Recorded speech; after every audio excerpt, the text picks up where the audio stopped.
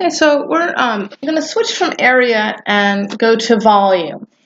And remember when we were looking at area, we looked at little rectangles and we saw how they added up to equal an area. And we made the delta x or delta y smaller and smaller. Now what if we were looking at something that's three-dimensional? To be volume. So think about if I wanted to look at maybe a cylinder. How could I think about something? How could I cut it up? What if I cut it up into little discs?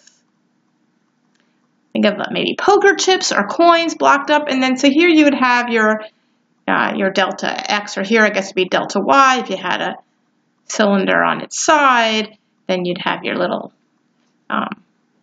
delta x here. But you're adding all them up. So what is the area? Well, actually, what is the shape of your disc that you're adding up? Well, what is this shape here? Well, it's a circle, right?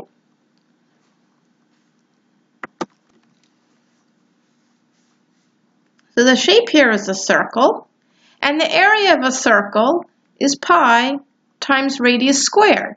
But I'm adding all those up. So what's the volume of a cylinder? Well, the volume of a cylinder is pi r squared h, because it's the area of each circle piled up. And how many do you have? You have h of them. All right, so I want to think about it. My r doesn't change, right? And my h doesn't change, but I need to know how many there are.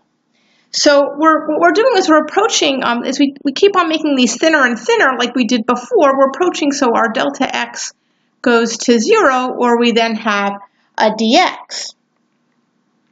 So what we're looking at these we call this a cross section, this little disc that we cut out. And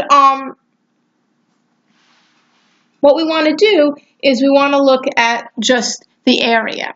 So the area, we're moving along, our delta x is moving along our h. So if we're going from a to b, it would be an integral from a to b. I have my dx, and then I'd have the area of my circle, which is pi times r squared. So now what's my r?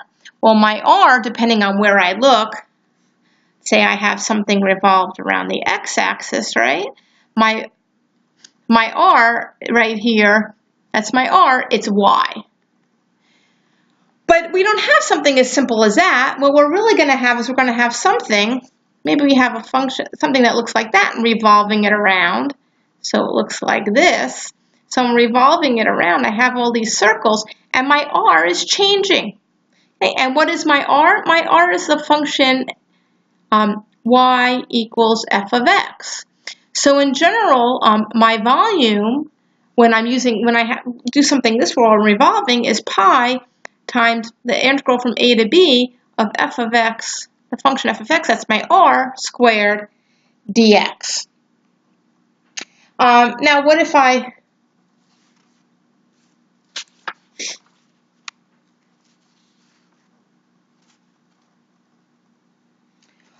look around the y-axis, right? So I have this. So now maybe I have a function here, and I'm revolving it around here. So I have all these, and I have a dy, and my radius here is x, and usually I have a function of x equals some g of y, and now I'm going from maybe c to d, so my volume also could be the integral from c to d of g of x, that function squared, y, dy.